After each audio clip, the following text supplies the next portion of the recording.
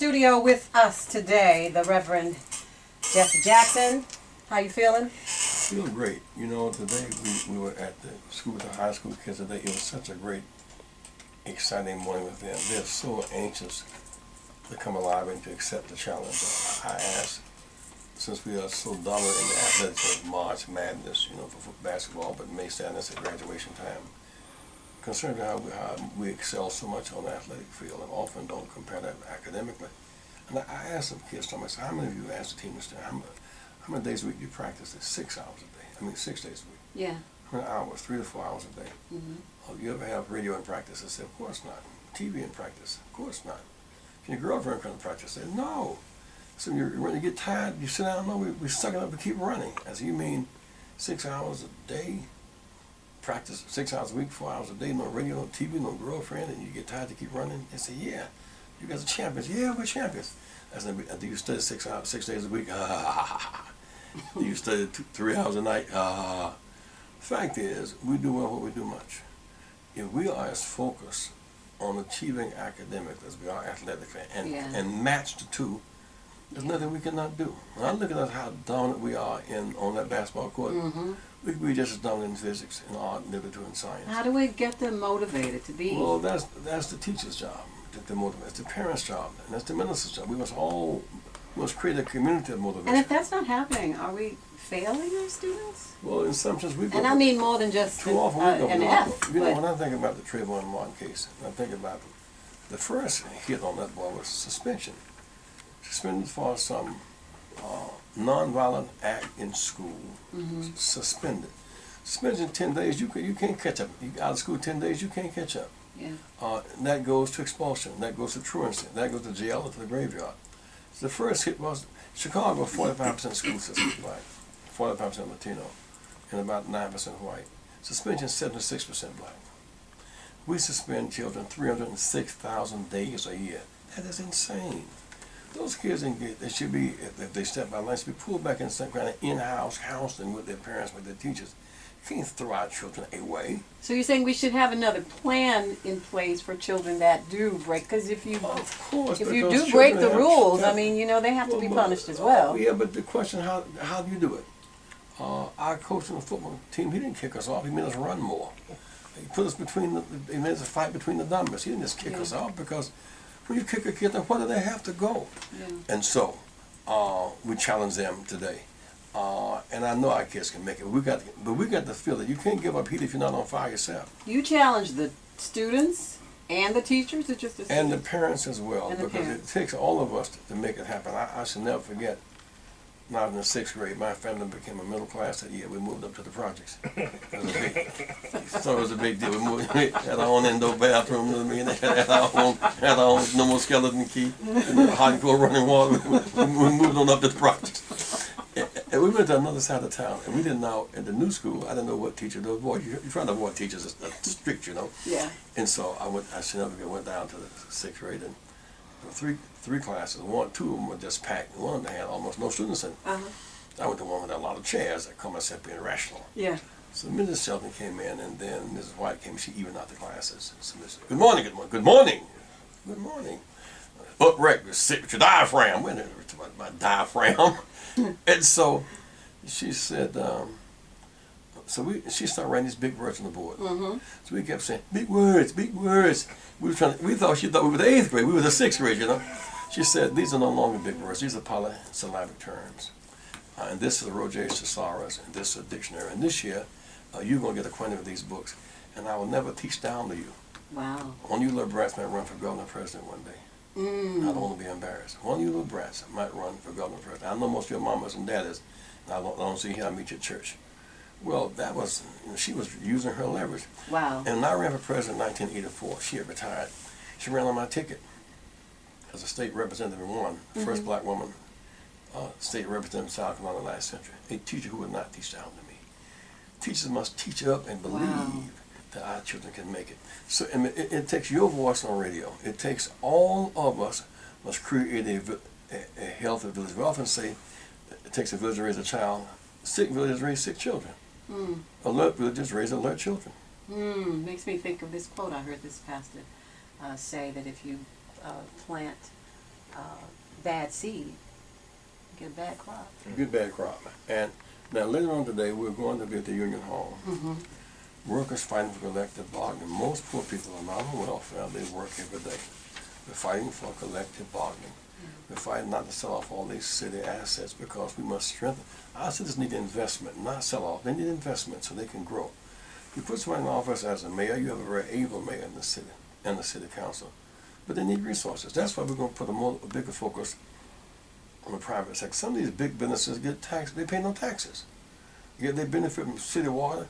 Many people who got business in the suburb, but they come to Memphis to the ball games. They come to, they use the toilets, they use the water, they use city facilities, but a honeybee drop pollen when it picks up nectar. You got to feed the flower that you rob. That's why we're going to put a big focus on the private sector and fight something called poverty. That's where white and blacks must find common ground. This state is 1,200,000 people on food stamps. That's saying a lot, you know. That's a lot of people. 53 million Americans are food insecure, 50 million in poverty, and 44 million on food stamps. A lot of poor people. And so we're going to fight to build a coalition for justice to make it all happen. So you're kind of taking up the fight that Dr. King left off with when he was talking about the poor people's march. Unnecessary wars, in unnecessary violence, and fight for the poor. You know, when I think about the killing in Sanford, Florida, yeah. A million Americans have been killed since Dr. King was killed. 1 million. We lost less than 6,000 Americans in Iraq in 10 years. Lose 30,000 a year at home, 30,000 to violence, to gun violence, and 100,000 injured who don't die. We become too violent. A man, 11/11/11, last November 11th, shot an AK-47 in the White House. Hit the window and didn't penetrate because 800 yards away. Mm-hmm. We've become much too violent. That's why shoot guns, throw kids away, build jails, close schools, that trend must end. We got a lot of work to do, sounds Well, like. indeed we do. So the idea is that this idea about civil rights back in the day, the right to decent house is a civil right. The right to health care is a civil right. The right to have your vote protected is a civil right. And what do we All do? that's a civil right. If that's what we were talking about.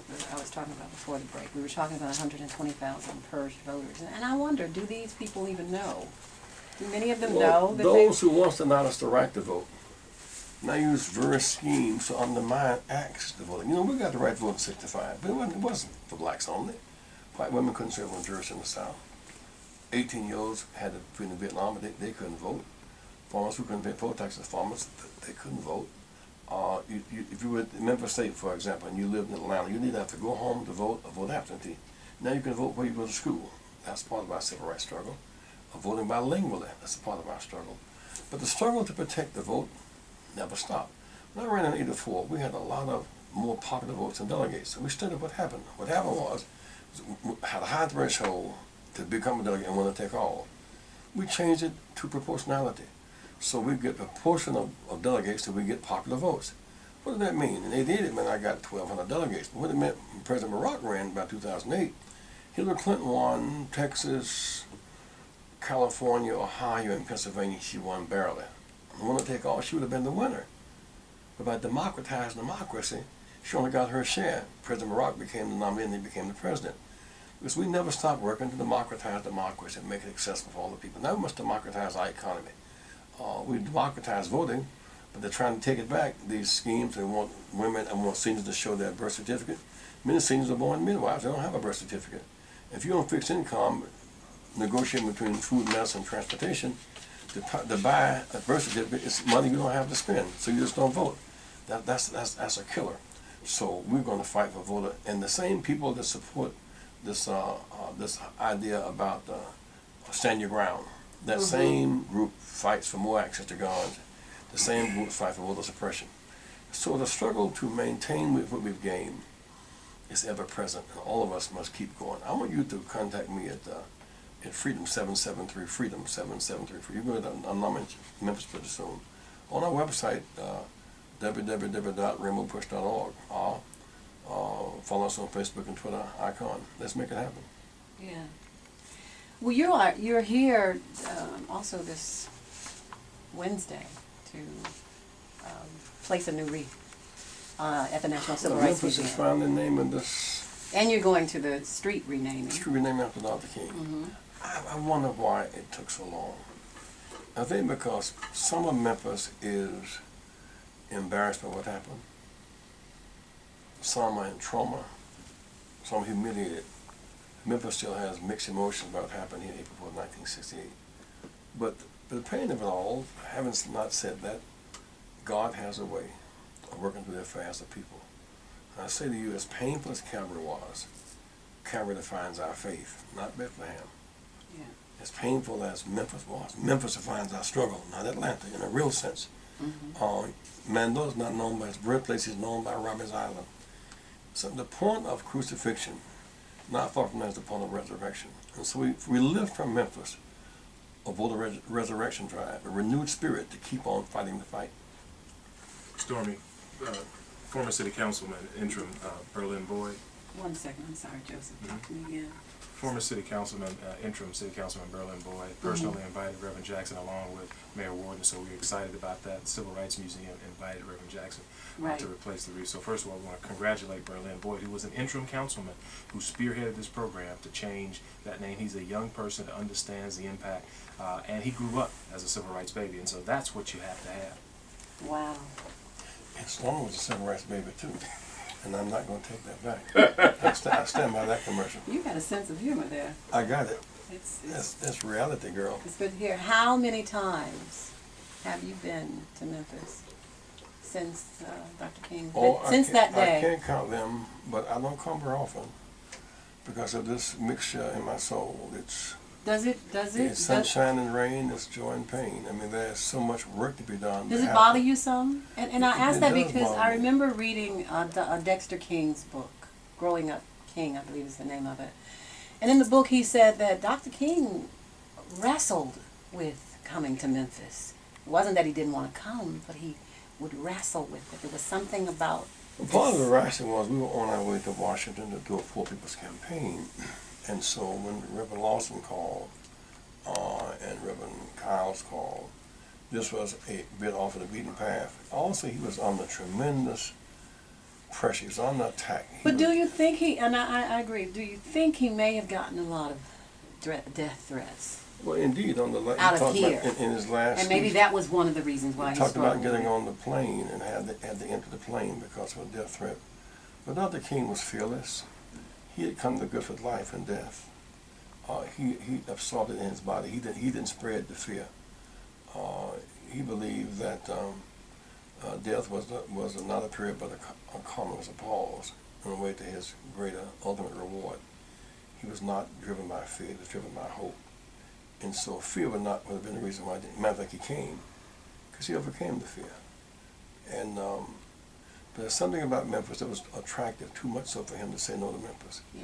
And I think, looking from where he is now, if you look back on it, if he had to die with his shoes on, if he had to die at that time, fighting for the lowly sanitation workers, if he had to die fighting in the South to change our minds, if he had to die sacrificing and die working, he was in the right place at the right time. I think so much how he was so hated at that time. He was so attacked at that time, and he was shot into immortality. He was shot into another zone. Yeah. And the painful part is he died, but the good news is he didn't suffer. It happened so fast. God spared him of suffering. But God has used him in marvelous ways. Life for many of us is before and after Martin Luther King. He redefined America. And at the heart of that redefinition, the heart of it is Memphis and Lorraine Motel. How old were you back then when it happened? 24. Young man. Well, you still are young. Well, no, but I was then, and it was 1968, and I was 27.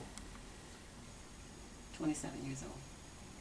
So did it shape, do you feel like it has shaped, basically? Well, yeah, I had the burden. We had to determine we would not let one bullet kill the whole movement. Those of us who, as he left to go to glory, the rest of us had to stay to tell the story as long as we can tell that story. Yeah. And keep fighting that fight. It's not been a straight line, from Lorraine to the White House is not a straight line. Lots of work in the wilderness. In those 40 years of wilderness, a lot went down between 68 and '08. Reverend Jackson, do you feel like we've gone backwards, though? I mean, Well, there is a all tool. these There is- laws, there is these a- voter registration laws, and There- there's there so are many There are attempts to states. take it back. I mean, that's why people are never talking about back in the day. It's a constant struggle. After 246 years, we was out of slavery. Then we got the 13th, 14th, 15th Amendments, and we had Reconstruction. We could, we could own land, we could vote, we could intermarry, we could go to college. And in 13 years, they took it all back. That's why you can't stop fighting. And then in 1877 to 1896, they stacked the courts. They used the hoodies, the Klan, who wore hoodies and covered their faces with their hoodies, and terror tactics. And when they stacked the courts, 1896, they took it back. By 1911, NAA began to organize 15 years later, but we kept on fighting. By 1954, we regained our legal footing. By 55, we were boycotting again. By 56, we were in the streets again. 55, 56. By 08, we had the White House. And so we were resilient people, but the struggle never stops. For those of us that work every day, that's taking care of the babies, many women, we're bringing home the bacon, we're frying it up in the pan, we got kids, we got husbands, we got a lot going on. For those of us who can't hit the streets like others can, what do you suggest that we do?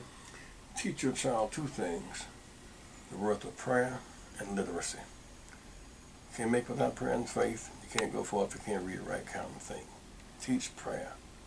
And that means don't send your child to church, take. Children remember more what you took them than what you bought them. Mm-hmm. Prayer and literacy are two great weapons in this struggle, because those who pray will have the faith to survive the unforeseen. Those who are literate can read, write, count, think, and can figure stuff out. Mm-hmm. Literacy matters. When you said that, it made me think about what you were talking about. Is it the CCA or CAC? CC, Corrections Corporations of America. CCA. Great color in Nashville, and it Tennessee. makes me think about how, you can just about go anywhere and read about it or research it. They're building prisons based off literacy.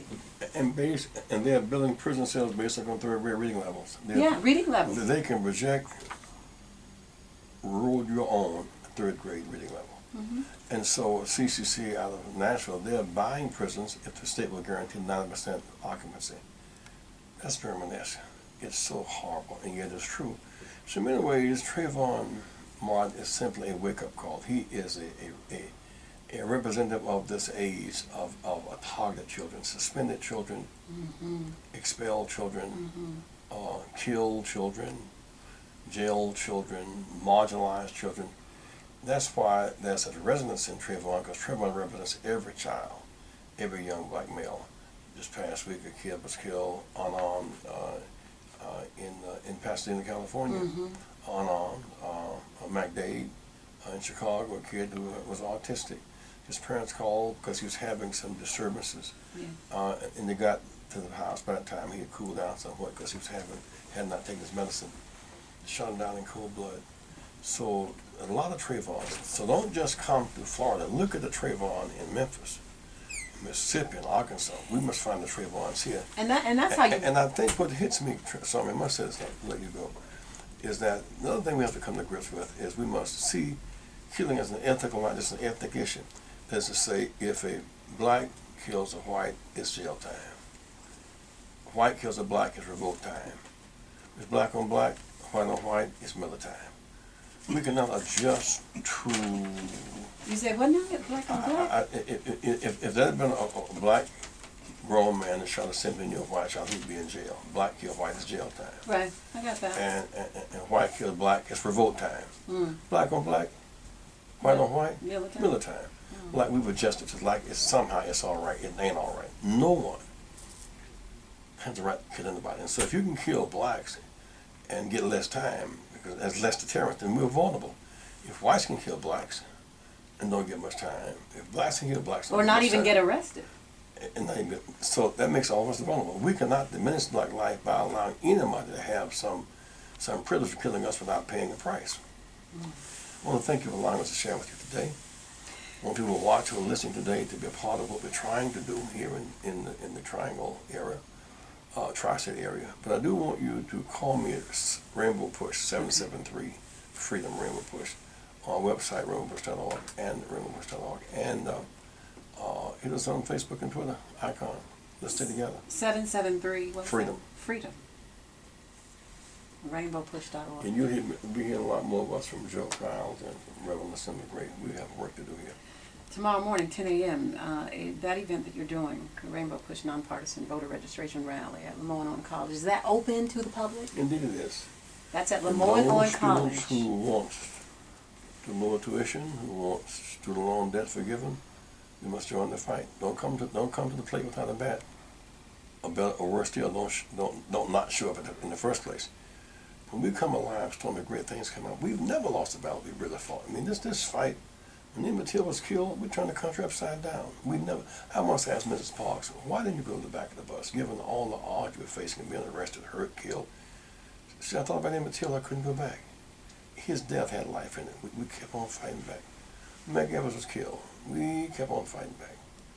Dr. King was killed. We kept on fighting back. And so there's something about the power of resurrection, too. Something about graves and jail cells cannot contain the body of the righteous. If you indeed are going to fight the right fight, God will be your partner. And him as partner, you never lose a battle. Just never lose. Always win.